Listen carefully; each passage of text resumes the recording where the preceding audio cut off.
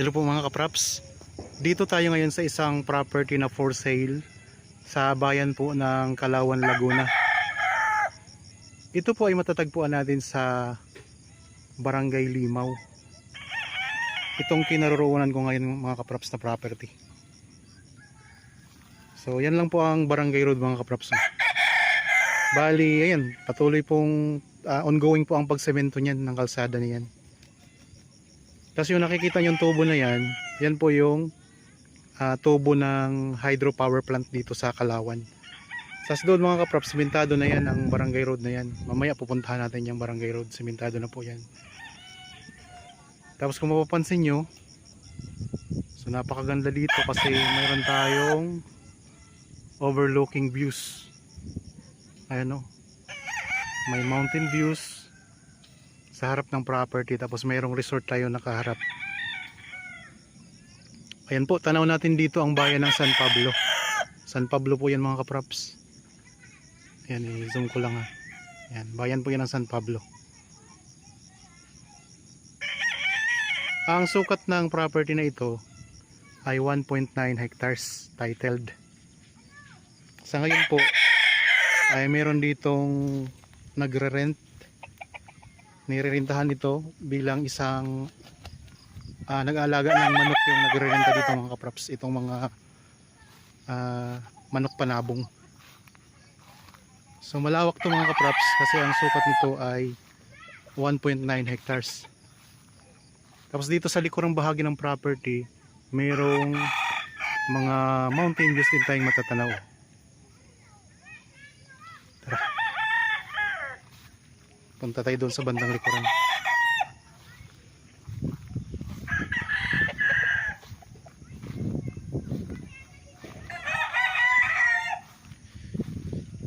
So kung sakaling mabili nyo ito mga kapraps, pwede nyo rin itong gawing game farm, or pwede rin kayo ditong magtayo ng rest house. Pwedeng gawin nyo ring resort ito kasi maganda dito. Ang tubig dito sa Kalawan ay siya, maligamgam kasi may mga dito mga hot spring. Tapos dito banda mga kapraps, overlooking natin yung Laguna Lake. Ayun ang Laguna Lake, ang ganda. I-zoom lang natin konti. Yan. So overlooking ang Laguna Lake mga kapraps.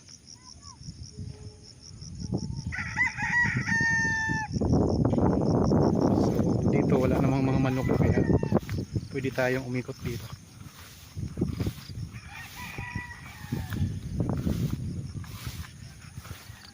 Ang boundary ng property ay hanggang doon po sa may kubo na yun na maliit.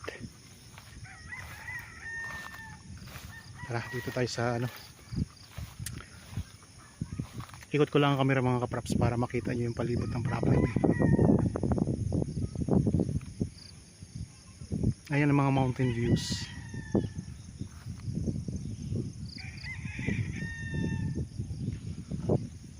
Medyo madilim na po kasi hapon na tayo nagpunta dito. Pero kung makikita nyo mga kapraps, yan ang ganda ng view dito. Tanaw natin dito ang Mount Banahaw. Ayan ang Mount Banahaw mga kapraps, natatakpan lang ng mga puno. Mamaya pupunta tayo doon sa walang takip na puno para tanaw natin.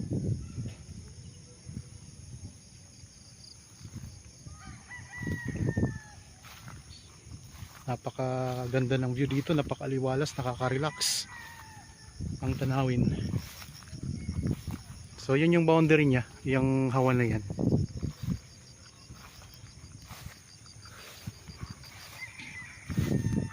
Kung halimbawa gusto niyang makita, kasi pag nakita nyo to talaga ng personal mga kapraps, napakaganda talaga dito.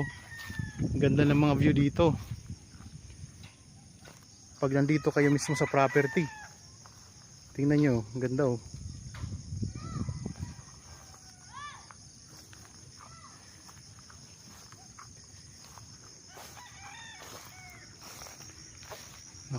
Dito, nakakawala ng stress, nakakatanggal ng stress mga props. Dito muna tayo sa may boundary. Yan, itong mga hawa na to pinaka boundary mga kapraps. wala siyang masyadong tanim na mga puno. So ang mga nandito lang na nakatanim, merong guyabano at saka merong yung avocado. Kasi ginawa nga tong alagaan ng manok na nagre-rent dito mga kaprops.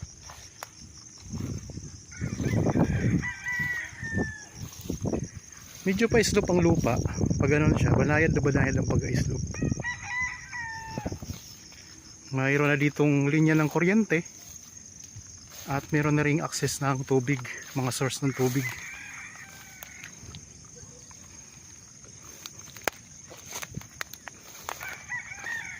Tingnan mo yung mga kaprops sa spot na ito. Ganda oh. Ayun yung Mount Banahaw mga kaprops. Tanaw natin dito. Ayun lang ang kalsada. Yung barangay road. Tapos hanggang dito ang boundary niya. Yung hawa na yan. Malinis na yan. Ang ganda no. Overlooking views. Tanaw ang Laguna de Bay at Mount Banahaw.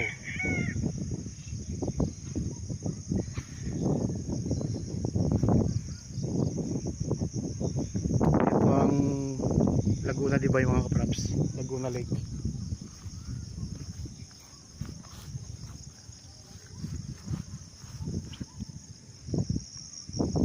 Dito tayo banda sa post na ito. Yan ang Laguna Lake mga kaprops.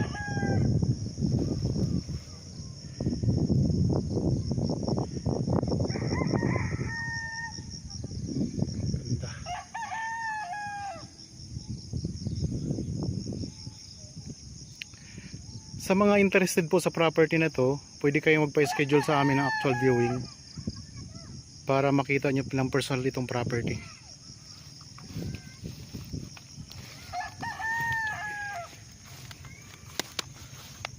Konti.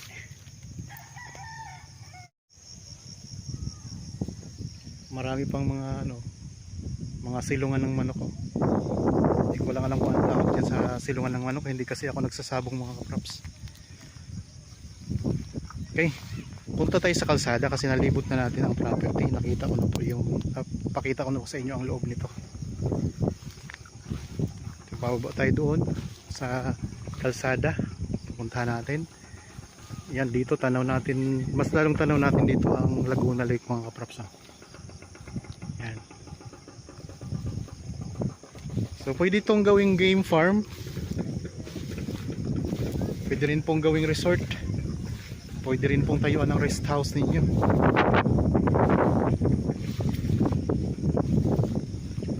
Hindi po ito kasamang mga manok mga kaprops na nandito sa property.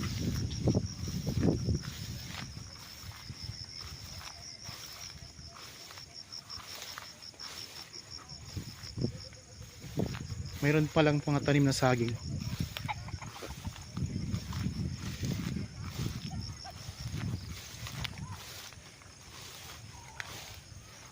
Kasi pakita ko na rin yung likodan uli. Ayan ang likodan mga kaprops. Ayan ang view natin sa likod ng property. Okay. Punta tayo dun sa baba na. So itong bahay na to, kasama pa po yan mga kaprops yung bahay na yan. Tapos yung lupa ay may mga tanim na rin yan na Carabao grass. Oh. Ayan mga Carabao grass na rin yan mga kaprops.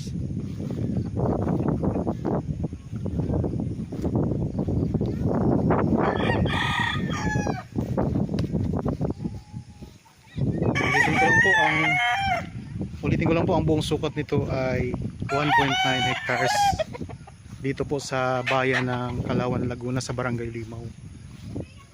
Yan, itong bahay na to kasama pa po ito. Sako po ito ng property. May mga tanim dito na okra. Tapos dito mayroon pa tayong dito. Siguro dito nila nilalagay ang mga manok pag nagbitaw ng mga manok. Okay, baba na tayo sa kalsada mga kaprops. Dito mayroong tanim na langka sa harapan. Tapos may yung ano yung sa Bisaya iba.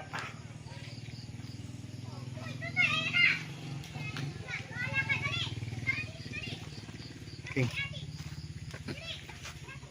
Yan, ito na yung Barangay Road mga kapraps. So, sa ngayon po ay ongoing ang pagsemento dito. Tapos yun, simentado na po yan doon mga kapraps. Itong ano, sa hydropower plant. Yung tubo na yan, malaking tubo. Yan, sisementohin na to. Dito na lang kasi ang hindi sementado. Yan, may resort po tayo nakatapat ng property. Yan, ito dediretsoy na po yan. Sementado na kasi doon banda mga kapraps. Sa may poste. Sige, tinin. Bali ito yung property mga kapraps ha. Ayan. Ang frontage niya ito. Simula dito, mga nasa ano no? Mga 100 no? Nasa 100 meters ang frontage. Ito mga equipment to. Makita ko lang sa inyo yung kalsada. Hanap din sa dito sa kalat. Yung mga puno ng mangga pala mga kapraps. Ayan. Puno ng mangga dito sa harap.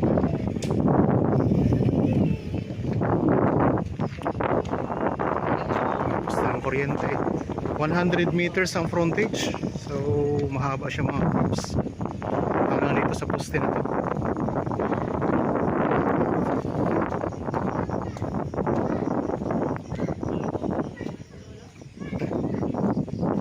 Dito yung ano mga kapraps, ginagawang kalsada ngayon na sinesemento. Tapos ayan lang po ang naputol na semento.